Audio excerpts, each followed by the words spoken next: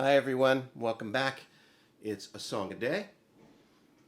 This is song number 57, and today's song is San Francisco Bay Blues by Jesse Fuller. I probably learned this when I was maybe 14, I'm not exactly sure. I got a tip on it when I was about 16. I'll tell you a little bit about that when I finish the song. So let's just get to it, although I tell you ahead of time, if you're familiar with the song, I don't do it the way PP&M did it or Clapton did it, because I learned it as a blues song. I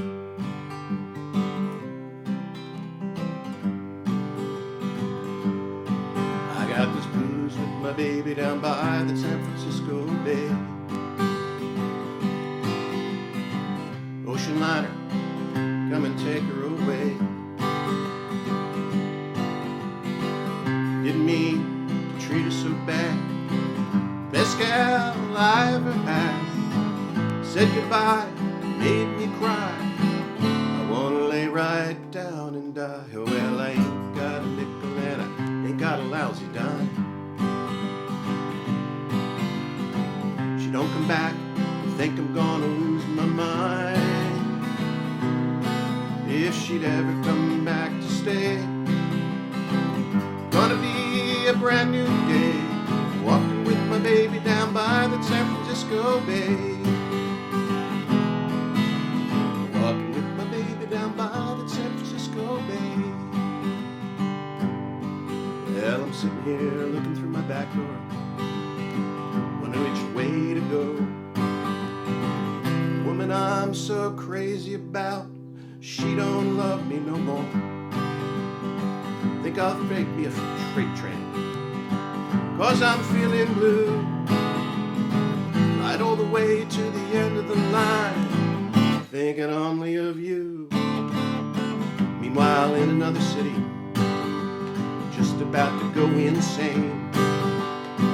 Sounds like I hear my baby, the way she used to call my name. If she'd ever come back to stay, I'd spend it on her every day, walking with my baby down by the San Francisco Bay. Hey, hey, hey. Walking with my baby down by the San Francisco Bay.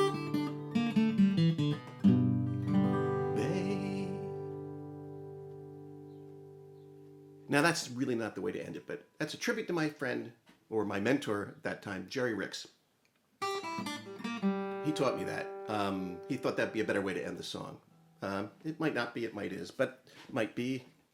But that's what he taught me. A lot of guitar lessons, if you know how to play chords, you're really not learning guitar. You're being mentored. Someone says, yeah, you can play it this way. You know, maybe you want to go to E7 there instead, and things like that. Because you can pretty much, once you know the chords, you can pretty much figure you're on your own. Now people are just giving you style points or showing you, you know.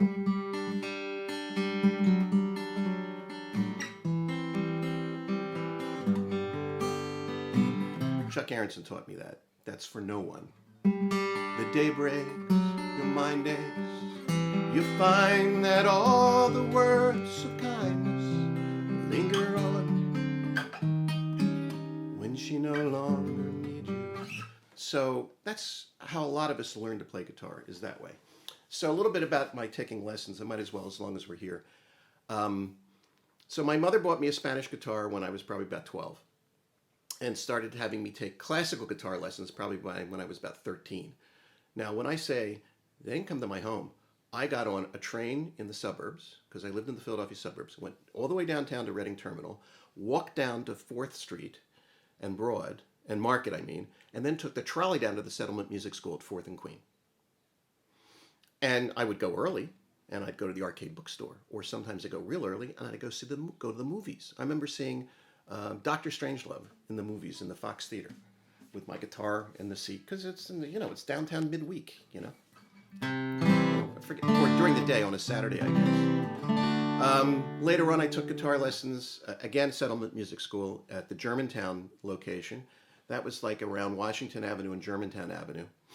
I don't know if I was driving then or not, but then finally I took lessons, and the one in North Philadelphia on Jerome Street, just off Broad Street, near the Boulevard, in Hunting Park area, I guess. And that's where I met Mississippi Jerry Ricks. He was my teacher. Now, he was only maybe 5 or 6 years older than me. Turns out I didn't know it back then, but he was the management or the booking manager at the Second Fret, which was one of the two major coffee houses, or only coffee houses, in the Philadelphia area. Second Fret was, I believe, in the suburbs, and the Gilded Cage, the other one, was downtown.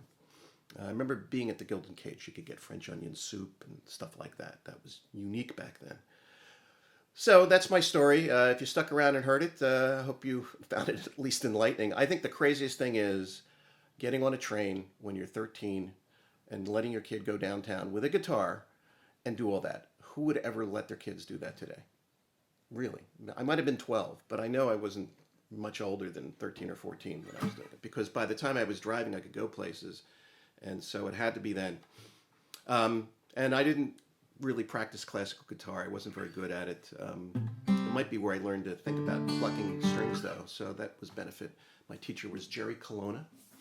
I don't remember my music instructor, I mean the theory guy, partly because he seemed so demonic. I didn't really like that at all. But that's my story, and I'm sticking to it.